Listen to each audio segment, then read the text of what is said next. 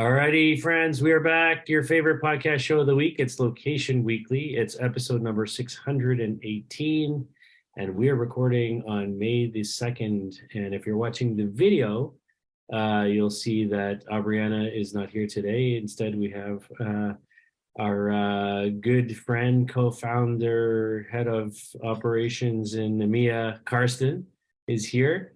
And good to see you, sir. I will. It's funny because I'm seeing you virtually right now online, but I will see you in person tomorrow. So, anyhow. Yeah, thanks for having me, and it's always a pleasure to jump in and fill out the space. Well, I'm sure I could not do it in the same quality as Brianna is doing, so totally different, but it's great to see you. And also, tomorrow we will be on a conference in Rotterdam together, and the day after we will have our LBMA panel there talking about location data, analytics, and things we can do with that. Is it right? Correct. Yeah. Exciting times. So, so we have our usual show for folks this week. 4 stories we're going to cover.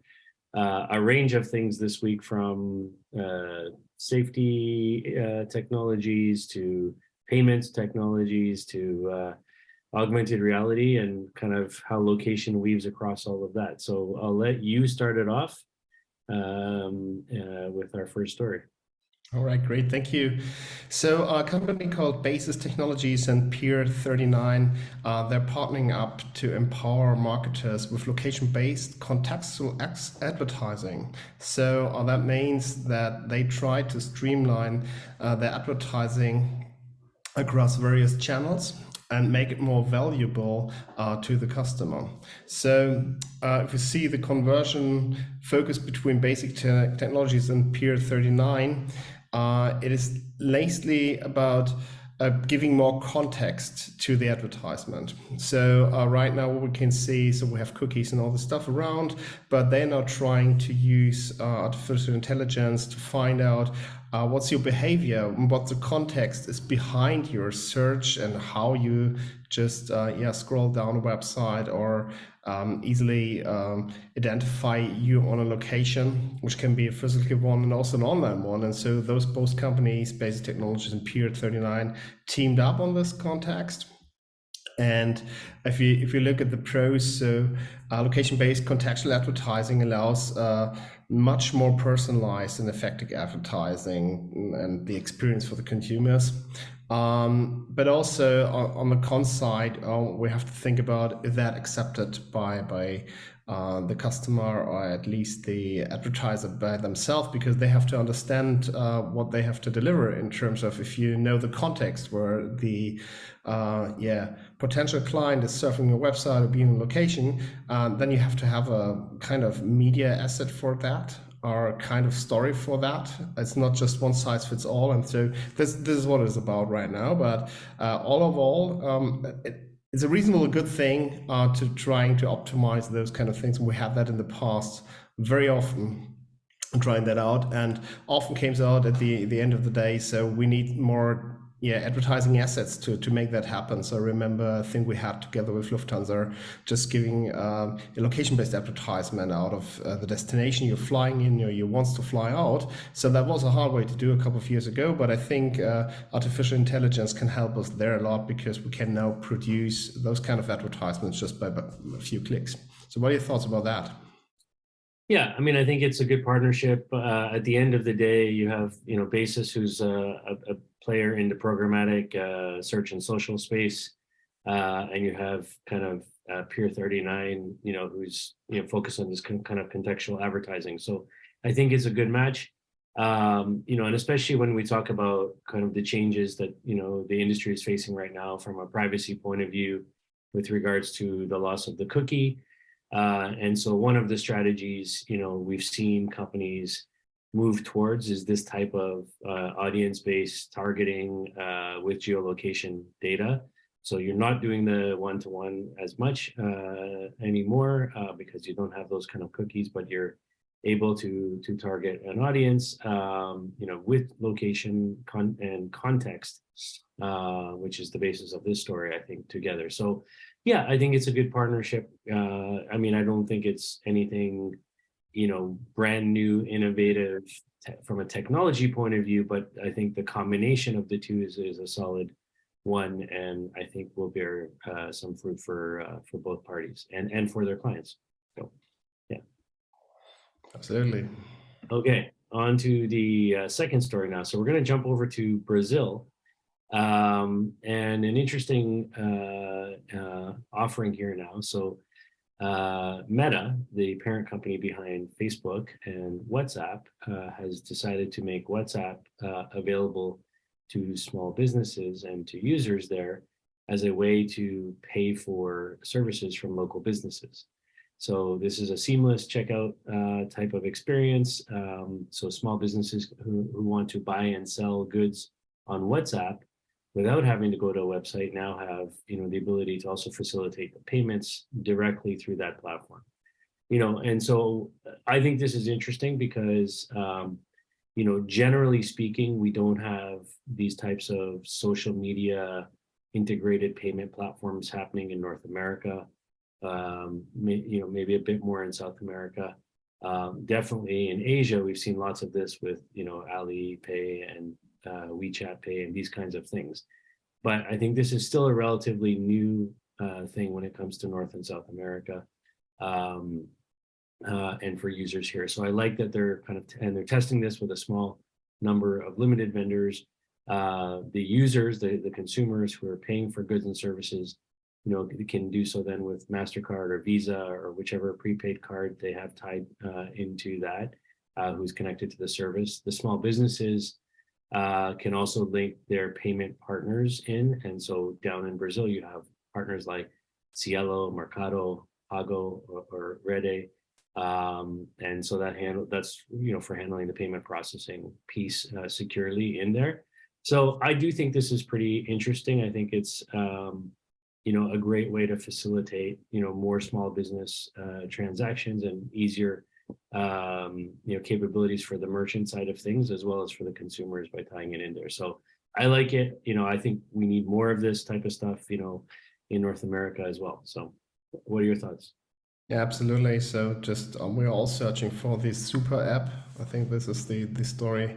It's on the Meta above that. So having just this one shop solutions, as we know that from Uber or the other guys around, so we have the payment and not get worried about how I'm gonna get paid or how I pay. I don't have to register another time, and this is pain in the ass at the end of the day. So if we look at this, so just waiting and register by themselves, confirm your email address again. So this is the limitation which those kind of services can easily go around there and make it more convenient for everybody, so the vendor and the client. So at the end of the day, I love that, and we have to have more of that. And so we can see that rules and regulations and fintech are very interesting all over the globe. Let's say that this way. So each country has different rules, regulations, and thoughts about that. You have big players like the old guys of the industry, the benches.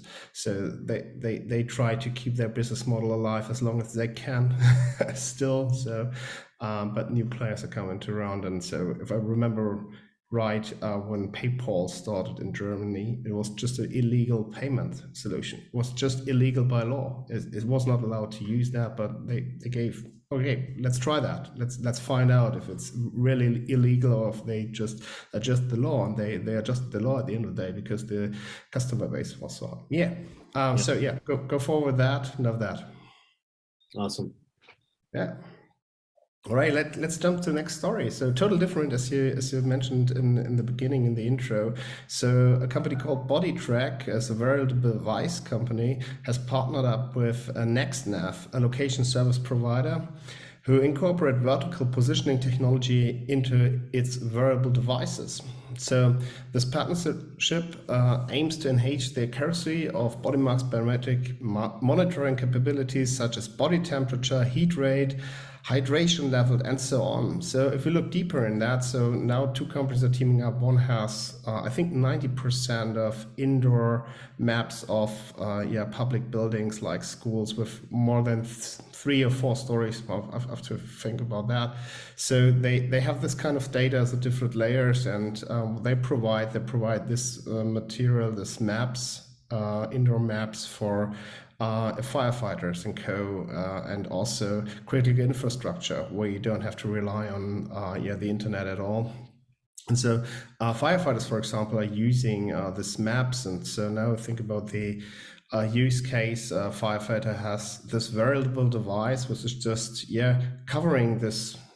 As you know from astronauts, so they're measuring everything at the space, your heat rate, blood temperature, body temperature, so on. So you have that for firefighters too, and you can just warn them and say, right, okay, now it's enough. It's too much stress. So reduce the stress level, calm down, breathe, or whatever. Go back, And this can be centralized, and I think that's a highly interesting point.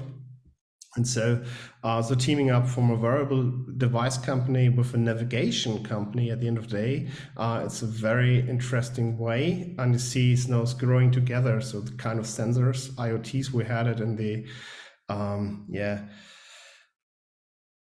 factories and workshops and things. So now it's coming into our wearables and try to connect to a serious business applications. So I love that.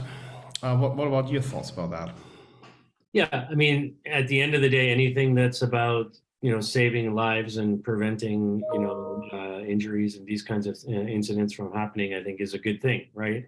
And we know, we've all worked, you and I, in this industry for a long time now. We know the challenges with finding people quickly in high-rise buildings. The vertical positioning piece is very, very important to that. And obviously NextNav is a major player in that space. And so if, they can integrate that now with, Bodytrak's wearable devices from a monitoring perspective, and you can prevent, things from happening, whether it's, heat stress or dehydration or what have you, be it in public safety exercises like firefighters you described, or fitness applications, or or healthcare.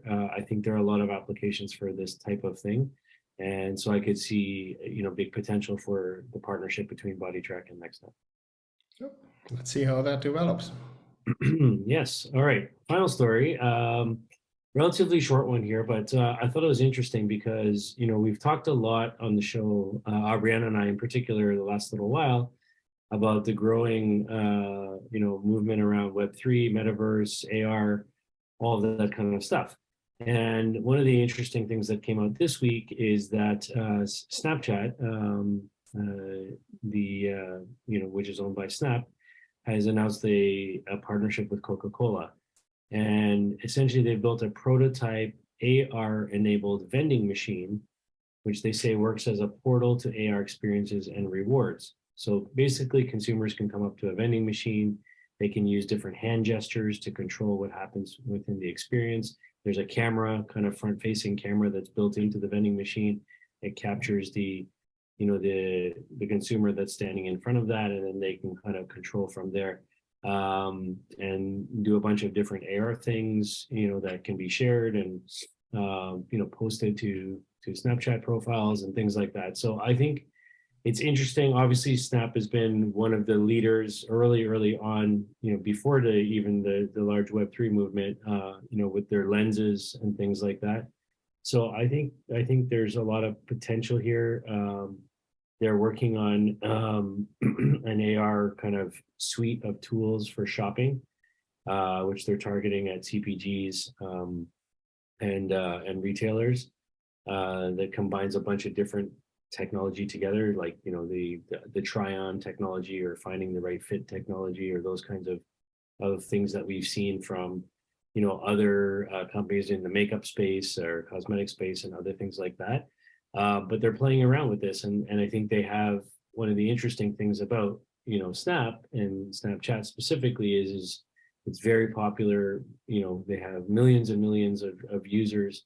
So I think it's a good platform for kind of building on top of, and I think it fits very well demographically with the Coca-Cola vending machine, user audience.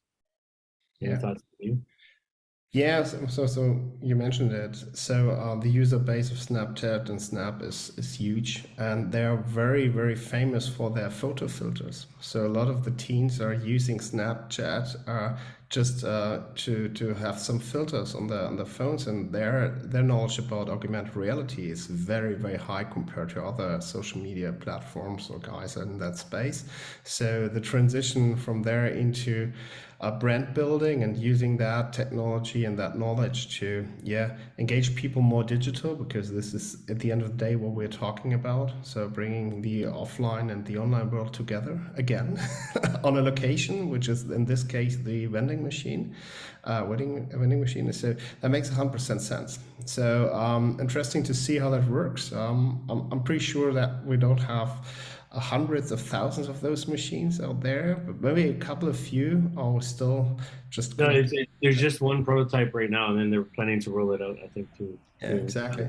But I love the idea, and also may that answered a bit the question, what is the use case of a metaverse scenario for Coca-Cola, and how we can engage with people directly, and how we can measure that thing. So interaction wise on real. Yeah, and I think it's one of the things that I know at the Geospatial World Forum conference that you will be at with me later this week here in Rotterdam.